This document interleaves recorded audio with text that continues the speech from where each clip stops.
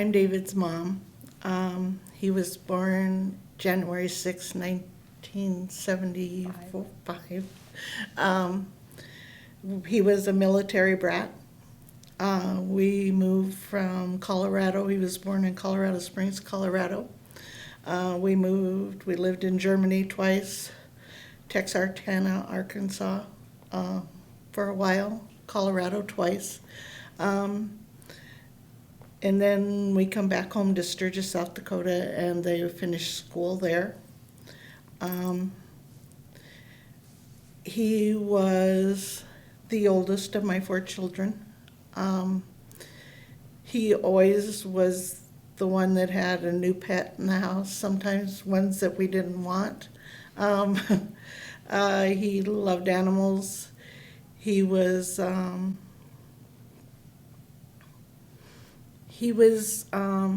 as a child, he was my best friend. He was his sister's idol. She would go to questions that she probably should have been asking her mom, but she would ask her older brother. He grew up, he ran track, very good in cross country.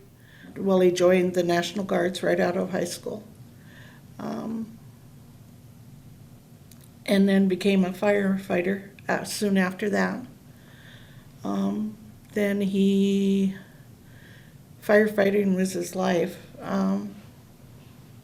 It was his favorite thing to do. So when he passed away, he was doing what he loved.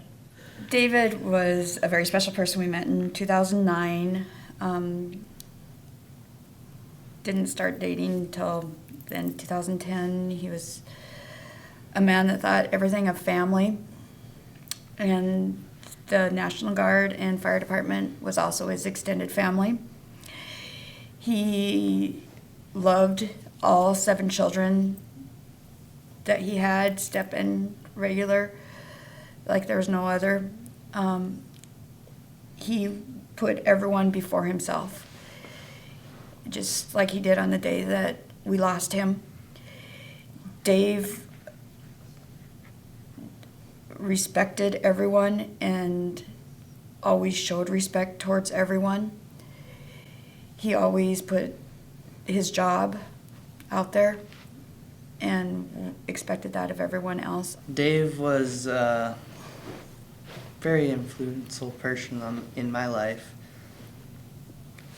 I love animals, and I always have, and so did he. We were going to an exotic animal auction, and Mom knew we'd buy something really out of the ordinary and crazy, and so she made us take a minivan, so we couldn't do that. And we showed up at home later on in the day with a llama in the back of a minivan.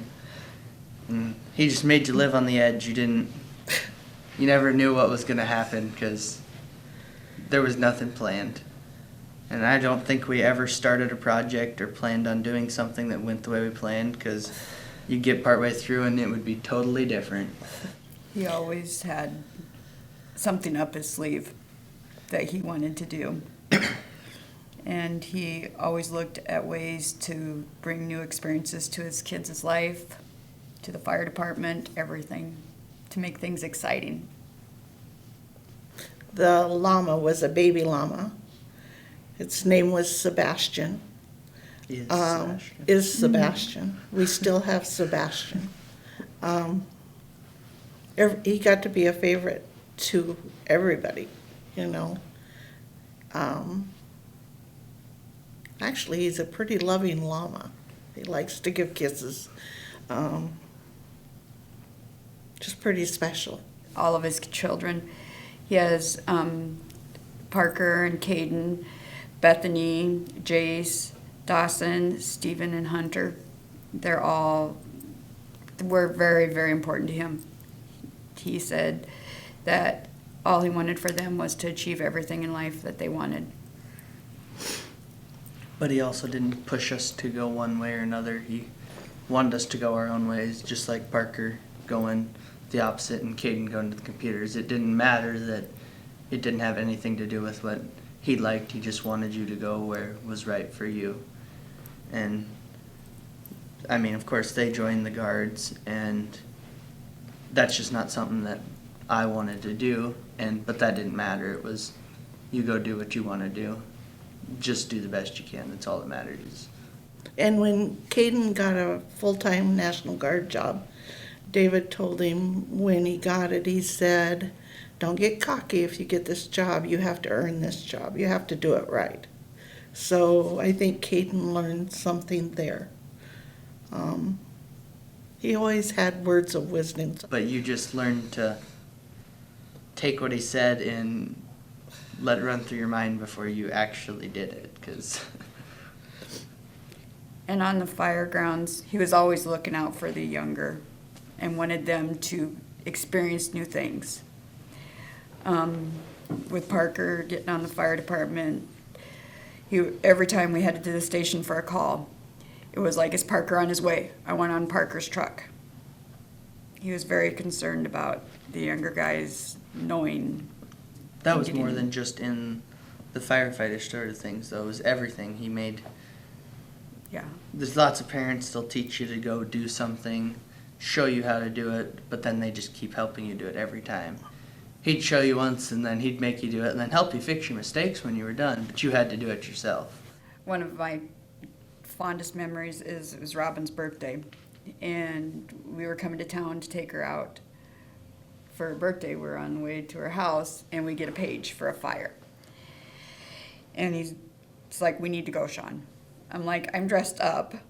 You're dressed up. But that didn't matter. He called his mom, and Robin, being the understanding person she is, she's like, okay. So it was a forest fire. Him and I got in the wildland gear and went up and fought the fire. He named it the DNS fire because on a wildland fire, they have names. So we were first on scene. And he named it the DNS fire, and I'm up there in my hoop earrings and my hair done up and stuff. We laughed about how we dressed up to go out and fight fire for a night.